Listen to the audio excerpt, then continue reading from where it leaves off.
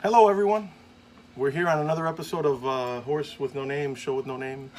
I got my wife's cousin Richard, my cousin Richard, I guess, by default, is here today. Good afternoon, everyone, and thanks for joining us. Today we are smoking the Tarpon Sponger newspaper edition. I want you guys to see what it looks like. It is a Connecticut wrapper. This is a 7x48 Churchill, which I think is very smooth. Extremely smooth. What do you think? What would you say, medium? I would say they are Light to medium? light to medium, yeah.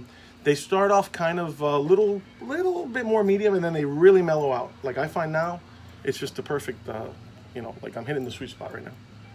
Well, what do you think Show about them the wrapper. Yeah, I got to go get the wrapper so you guys can see it. But I also want to show them what we're pairing it with today, because today we're doing a pairing with a little bit of Rum Zacapa, 23, Solera 23. This bottle was a gift by my good friend Ray in Chicago. So I just want to do a shout out to him, say, hey, we're drinking it, we're enjoying the hell out of it. Thank you, Ray. And it's funny because Richard, when I brought the bottle out, said, how do you know about this? I said, well, if you know, you know. And I just happen to know because I have friends, and Ray is one of them, and he just loves that rum because, see if you guys can see it, but... The color is amazing. Uh-oh, a little bit. Yeah, just maybe the color in the bottle. The color is incredible on that rum. I just love it. It's almost like a caramel, like a brown caramel look. Absolutely. And I would say, I mean, if you've smoked a lot of, if you've drank a lot of rum, which you have around the world, Richard is a pilot. He's traveled to many, many places around the world.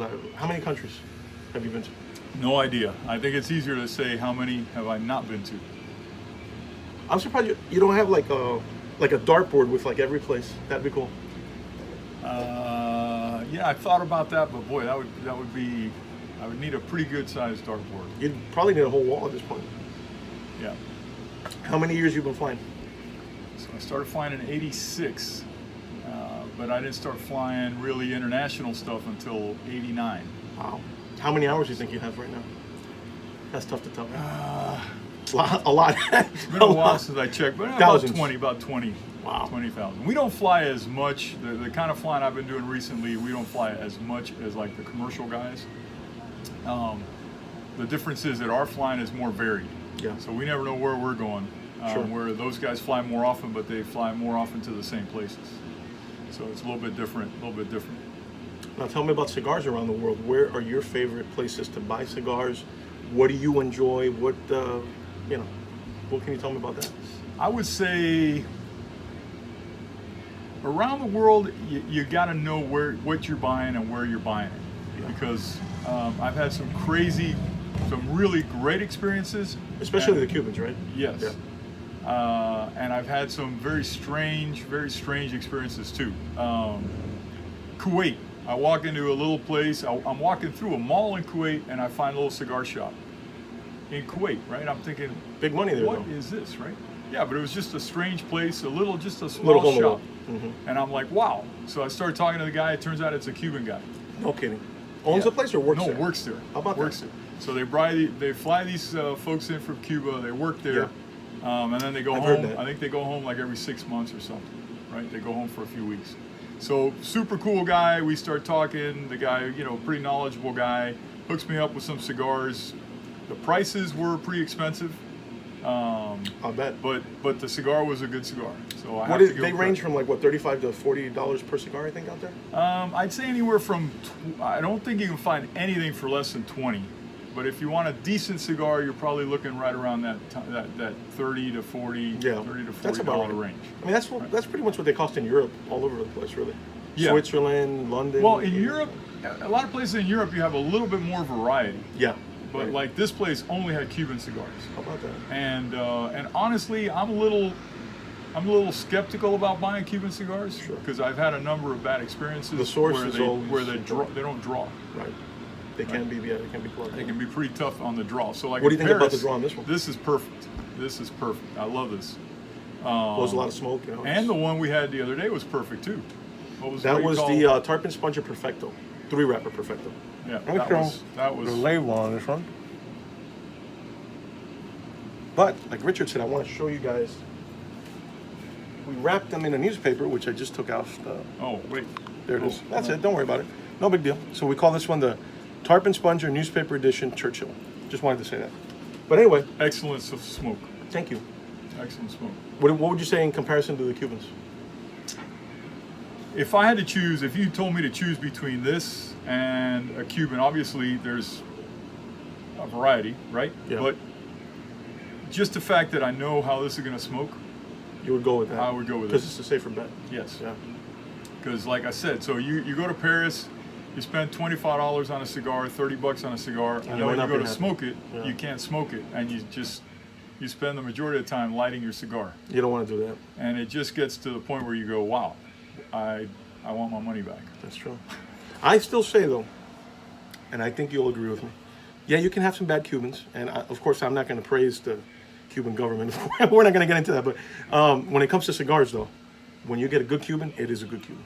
It's damn good. The tobacco is excellent. Yeah. When you get a good one. When you get a bad one, it stinks. No, but the tobacco, right? I mean, in my experiences, right? And this is all Cuban seed, by the way. Even though they don't draw, right? Even though they don't draw and they're too tight. The flavor's good. The flavor's good. The flavor's good, yeah. Right? So that actually adds sometimes to the frustration. To the experience of it.